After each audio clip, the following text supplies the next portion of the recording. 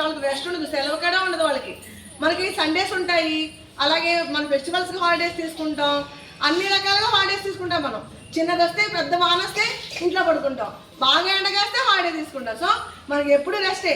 కానీ వీళ్ళకి ఎండ ఉన్నా ఎంత ఎండ వచ్చినా వాళ్ళు చేయాల్సిందే. వరదలు వచ్చి మనం కొట్టుకెళ్ళిపోతున్నాం అనుకోండి, మళ్ళీ వాళ్ళే డ్యూటీ చేయాలి, వాళ్ళే వచ్చి మనం వరదలో రక్షించాలి.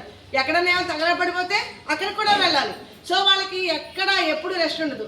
వాళ్ళు నిత్యం ఏముంటారు, ప్రజల యొక్క సేవలోనే ఉంటారు. ప్రజలు ఎక్కడ ఇబ్బంది పడకుండా చూస్తూనే ఉంటారు. సో అలాంటి వాళ్ళకి ఏం చేయాలి, మన ప్రేయర్లో మనం దేవుడు దండబెట్టినప్పుడు పోలీసు వాళ్ళందరినీ హాయిగా వాళ్ళ కుటుంబం అంతా బాగుండాలని చెప్పి మనం ఎప్పుడు గాడ్ని ప్రేయర్ చేయాలి. అలాగే ఎప్పుడు వాళ్ళకి గౌరవం ఇవ్వాలి. పోలీసులు చులకనగా మాట్లాడకూడదు.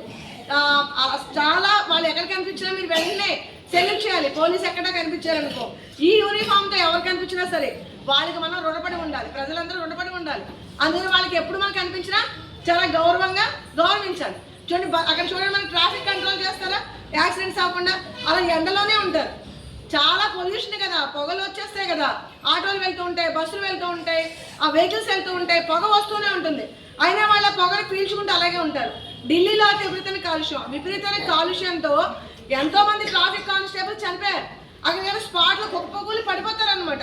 అయినా సరే అక్కడ ఎవరు ఉద్యోగం మేము చేయం, ట్రాఫిక్లో నుంచొని ఎవరైనా రిజైన్ చేస్తున్నారా, చేయట్లేదు. గవర్నమెంట్ వాళ్ళ డ్యూటీ అలాట్ చేస్తుంది అంతే. అక్కడ వాళ్ళు అలాగే నుంచుని ట్రాఫిక్ కంట్రోల్ చేస్తూ ఉంటారు. వాళ్ళు అన్ని త్యాగాలే కదా. సో మనం సంతోషంగా ఉండడానికి, అలాగే ప్రజలందరూ సురక్షితంగా ఉండడానికి, అలాగే రోడ్డు మీద యాక్సిడెంట్స్ అవ్వకుండా ఆ కాపలా కాసే కానిస్టేబుల్స్ వీళ్ళందరికీ మనం ఎప్పుడు రుణపడి ఉండాలి. వాళ్ళందరికీ మనం ఎప్పుడు కృతజ్ఞతగా ఉండాలి. అలాగే మీలో చాలామంది మంచిగా బాగా చదివి ఐఏఎస్లు ఐపీఎస్లు అయ్యి ప్రజలకు సేవ చేయడం చేసే ఉద్యోగాల్ని ఎంచుకోవాలి.